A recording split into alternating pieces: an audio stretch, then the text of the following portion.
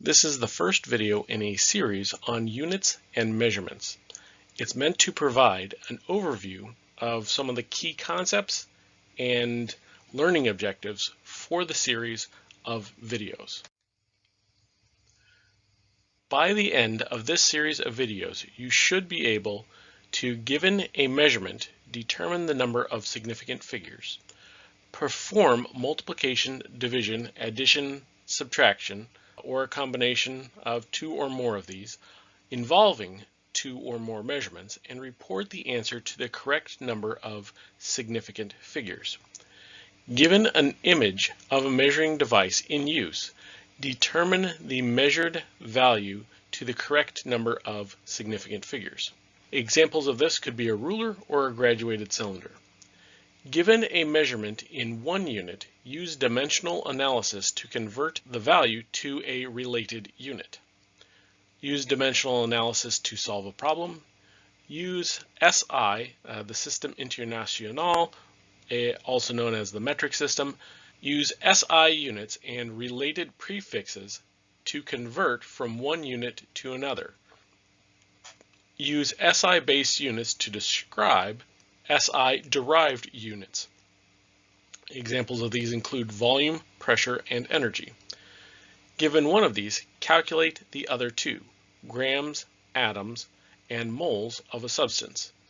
And you should also be able to convert between various temperature units, including Fahrenheit, Celsius, and Kelvin. There are a bunch of different terms related to units and measurements. By the end of this series of videos, you should be able to define and explain the difference between the following terms: SI units, the prefixes, symbols, and scaling factors. Particularly, you'll need to know the scaling factors from femto to tera, what we mean by precision, accuracy, uncertainty, significant figures, what are SI standard units, also called the base units, and what are SI derived units, and what's the difference between the two definitions. You should be able to list the 7 SI base units and their symbols. Examples of these are meters, seconds, and so forth. You should be able to describe what a meniscus is, what we mean by scientific notation, and use scientific notation in a calculation. Define what we mean by the first law of thermodynamics.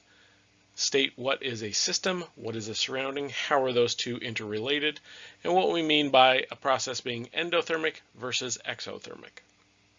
The measurements that we will be talking about in this and subsequent videos can be broken up into two distinct categories: qualitative and quantitative. Qualitative observations are descriptive in nature, such as changes in color, changes in physical state, things that you would typically describe. Quantitative observations are ones that we can apply a measurement to. These are measured values. They have a numerical value that is typically obtained from instrumentation, glassware, or some other measurement device. Because we're using a physical object, there are varying degrees of precision and accuracy to an individual measurement. In addition to just having a measured value, there is a unit associated with it that you will need to include with your quantitative number. Quantitative values could also be counted values, such as the number of cats per household in the United States.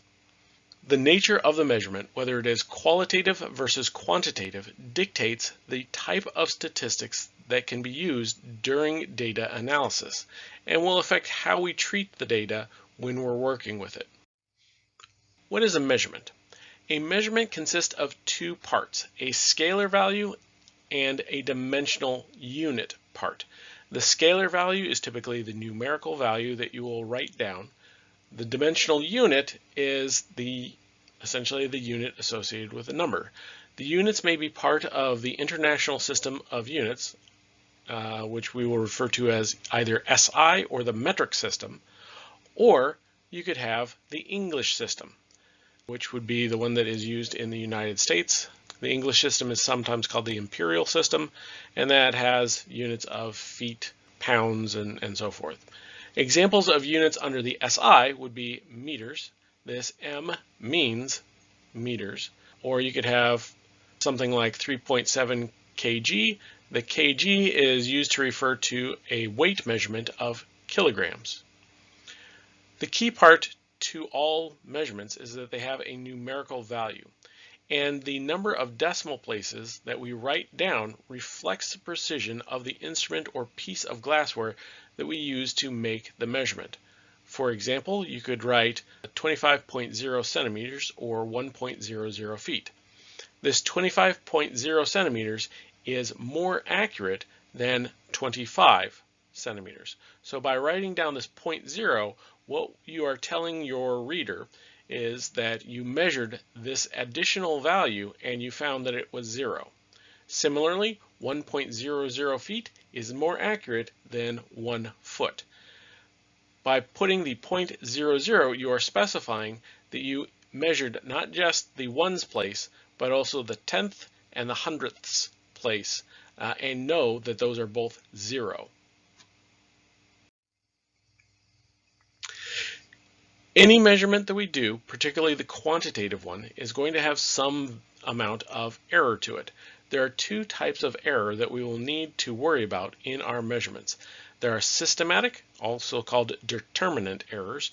These are errors that fall in the same direction each time. Typically, they're either going to be higher or lower than the desired value would be.